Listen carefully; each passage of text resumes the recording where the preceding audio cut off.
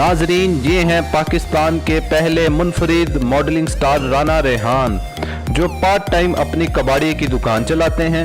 खूबसूरत हसीनाओं की कमर पर हाथ रखकर मॉडलिंग करते हैं और फिर दुकान पर आकर उन्हीं हाथों के साथ रद्दी का सामान खरीदो फरोख्त करते हैं। अपने मुनफरिद हेयर स्टाइल से भी ये देखने वालों को अपनी तरफ मुतवज्जा करते हैं। आए इनकी कहानी इन्हीं की ज़ुबानी सुनते हैं। बिस्मिल्लाहिर्रहमानिर्रहीम। अस्सलाम वालेकुम नाजरीन, मैं हूं आपका मेज़बान हसन इकबाल। नाजरीन, मेरे साथ आज मौजूद हैं राना रेहान। ये मॉडलिंग करते हैं और पार्ट टाइम अपनी कबाड़ की दुकान भी चलाते हैं। तो इनका एक हेयर स्टाइल भी बड़ा मुनफरिद है। इनसे जानते हैं कि ये किस तरह इन दोनों चीज़ों को लेके जा रहे हैं। अस्सलाम वालेकुम रेहान भाई। वालेकुम सलाम। कैसे हैं आप? ठीक हैं, दुआएं आप पाकिस्तान के मेरे ख्याल से तकरीबन पहले मॉडल हैं जो अपना पार्ट टाइम कबाड़ी की दुकान चलाते हैं, क्योंकि मॉडलिंग आए दोस्त तो आप इवेंट्स मिलते नहीं है जहाँ पे आप जाते हैं। तो आपने ये कबाड़ी की दुकान खोली हुई है, तो किस तरह दोनों की चीज़ों को देखते हैं डिफरेंट करके? बेसिकली स्क्रैप का काम अगर आप देखें, बहुत से आर्टिस्ट स्क्रैप अपना साइड बिजनेस करते हैं, तो उसमें कोई हर्ज नहीं है। लेकिन ये है कि वो कुछ ऐसा बिजनेस करते हैं जो ऑफिस वर्क होता है। लेकिन मैं क्योंकि यही काम को जानता था तो मैंने इसको तरजीह दी। तो क्योंकि मुझे पता था इस काम को कैसे करना है और इसमें कौन सी चीज़ कैसे है, आइटमों का मुझे पता था, तो मैंने कहा इसी पे मैं फोकस करूँगा। तो फिर मैंने यही बिज़नेस स्टार्ट किया। अब महीने में 2-3 शूट हैं या 2-3 शो हैं, तो उसमें बंदा कितना को अर्न कर लेगा। तो अर्निंग के लिए आपको एक साइड बिजनेस होना ज़रूरी है। तो फिर मैंने कहा कि मुझे एक साइड बिजनेस भी रखना चाहिए। अगर महीने में 3 शूट है तो बाकी पूरा महीना आप वेले हो, तो वो एक साइड बिजनेस बेस्ट है। तो फिर ये बिज़नेस स्टार्ट किया मैंने, क्योंकि मुझे आता। अच्छा, जो मॉडल होते हैं ना, अक्सर वो गर्मी में जब उतरते हैं ना गाड़ी से, तो सामने सूरज की धूप पड़ी होती है, तो वो सन ग्लासेस पहन लेते हैं। तो आपने तो यहाँ पे आप मॉडलिंग कर रहे हैं, यहाँ पे अपने स्क्रैप की दुकान खोली है। बड़ी अजीब नहीं है वो कहीं आपके खिलाफ कानूनी कार्रवाई ना कर दें मुझे लगता है, मॉडल्स वगैरह? नहीं, मैं अक्सर जब ऐनक पहनता हूँ ना, ग्लासेस पहनता हूँ, तो मेरे सर में दर्द होता है। भाਵੇਂ मैं धूप में पहनूँ कैसे पहनूँ, तो मैं ग्लासेस को ज़्यादा तरजीह नहीं देता हूँ। लेकिन बिल्कुल जो मॉडल्स होते हैं वो काफ़ी सास तबीयत के होते हैं। लेकिन क्योंकि मैं मॉडलिंग में बाद में आया, पहले स्क्रैप का काम कर रहा था, तो बेसिकली ये है कि ये मेरा फर्स्ट जो है वर्क था, तो मैंने इसी को तरजीह दी। साथ में मॉडलिंग को भी स्टार्ट रखा, उसको भी जारी रखा। अच्छा, आप जो इवेंट वगैरह करने चाहते हैं, जो आपकी को होस्ट होती हैं, साथ होती हैं, उनको पता है कि आप स्क्रैप का काम भी करते हैं?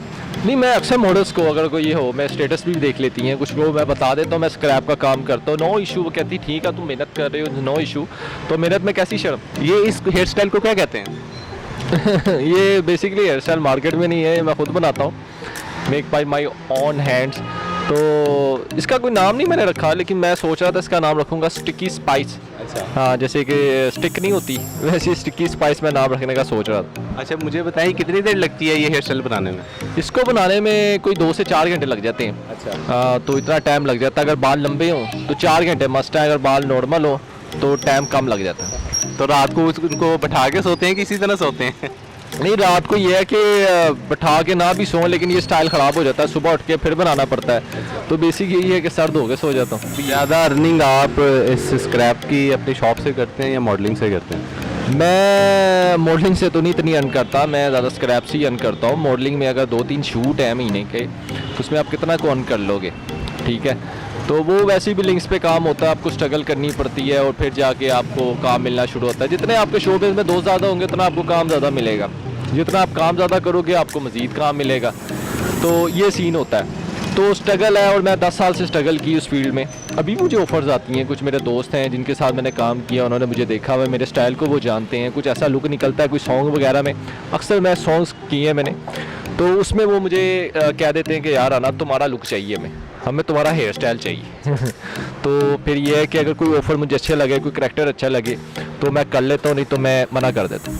अच्छा, जिस तरह आपने कहा कि लोग अप्रिशिएट करते हैं कि यार नहीं, आप अच्छा बात है, अगर आप महीने में 2-3 इवेंट कर रहे हैं तो पूरा महीना आपने फ्री क्यों रहना है? आप जो है अपना पार्ट टाइम जॉब कर रहे हैं, अच्छी बात है, इसमें कोई एतराज़ नहीं है। लेकिन अभी ये रियासत मदीना बन रही है, अभी बनी है, बड़े लोग एतराज़ भी करते हैं, बड़ी ख़वातीन एतराज़ करती हैं, ये आपको पता है, बताने की ज़रूरत नहीं अभी। तो उस चीज़ को किस तरह फेस करते हैं? बेसिक इशू ये है कि जब मैं मॉडलिंग करता था, फर्जली जो मैंने ब्रांड शूट किया था, तो जो डिज़ाइनर था उसने मेरे लिए कपल ढूंढ रहा था, लड़की को।